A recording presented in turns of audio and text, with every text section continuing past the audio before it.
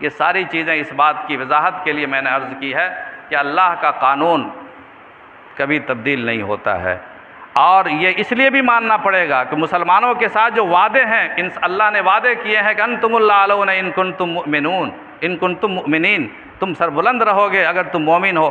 تو آج ہم کہاں سربلند ہیں؟ الاسلام یعلو، اسلام سربلند رہے گا، آج ہماری حالت کتنی خراب ہوتی جا رہی ہے۔ تو کیا اللہ نے وعدہ چھوڑ دیا؟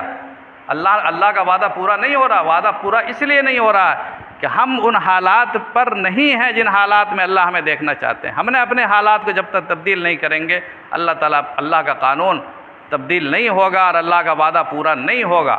اس لیے اس آیت کریمہ کا مضمون عام ہے، اور ہم سب کو اس پر جائزہ نظر رکھنی چاہیے۔ اپنے اچھے حالات پر بھی نظر رکھیں، اپنے برے حالات پر بھی نظر رکھیں۔ جب تک اپنا جذبہ پیدا نہ ہو، اپنے اندر احساس پیدا نہ ہو، استاد آپ کو علم گھول کر پلا نہیں سکتا۔ اور ہماری یہ ساری گفتگو جو ہفتے ہفتے ہوتی ہے، سننے سے کوئی فائدہ نہیں۔ حضرت شیخ زکریا رحمۃ اللہ علیہ نے آبیتی میں لکھا ہے کہ مظاہر العلوم میں اشتراک ہوئی، اس اشتراک میں طلباء نے مدرسے کی مخالفت کی، تو ان کو امید تھی کہ ہمارے دور حدیث کے جو طلباء ہیں وہ یقیناً اس میں شامل نہیں ہوں گے، اس اشتراک خراب چیز ہے، شریک نہیں ہوں گے، شامل نہیں ہوں گے۔ لیکن جب انہوں نے پتہ لگایا تو معلوم ہوا کہ وہی بچے آگے ہیں، پیش ہیں اس اشتراک میں، جن کو اتنی محنت سے پورے سال سے محبت سے پڑھاتے تھے حضرت شیخ زکریا رحمۃ اللہ علیہ۔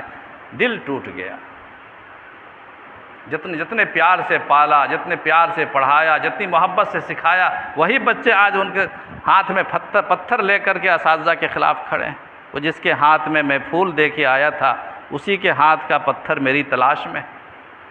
تو ایسا ہوتا ہے، یہ ساری گفتگو بیکار ہے اگر آپ کے اندر یہ جذبہ پیدا نہ ہو کہ ہم انشاءاللہ آگے بڑھنا چاہتے ہیں، اپنے حالات کو بدلنا چاہتے ہیں۔ ہم ہو چاہے آپ ہوں، چاہے استاذ ہوں، چاہے خادم ہو، ہر انسان یہ چاہے کہ اپنے آپ کو بدلنا ہے، تبھی جا کر ہم بدلیں گے، کوئی انقلاب آئے گا، ورنہ کبھی نہیں آ سکتا۔ یہ گفتگو سے کچھ نہیں ہوگا۔